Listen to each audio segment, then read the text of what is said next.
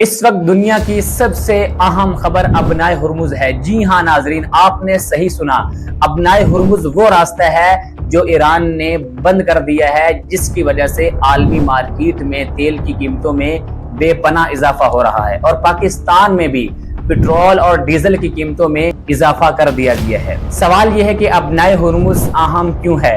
ابنائے Hormuz خلیج فارس کا وہ راستہ ہے جہاں سے دنیا کے تقریباً 20% تیل کی ترسیل ہوتی ہے۔ سعودی عرب، UAE، Kuwait, Iraq, India, Japan اور پاکستان وہیں سے تیل حاصل کرتے ہیں۔ اگر یہ راستہ بند ہو جائے تو پوری دنیا میں تیل کی سپلائی متاثر ہو سکتی ہے۔ پاکستان زیادہ تر خلیجی ممالک سے تیل حاصل کرتا ہے۔ اگر ابنائے ہرمز میں کشیدگی مزید بڑھتی ہے تو پاکستان میں پٹرول اور ڈیزل مہنگا ہو سکتا ہے۔ ماہرین کے مطابق ایسی صورتحال میں دنیا کی معیشت پر بھی دباؤ پڑ سکتا ہے، لیکن اگر مذاکرات یا سفارتی حل نکل آئے تو حالات بہتر ہو سکتے ہیں۔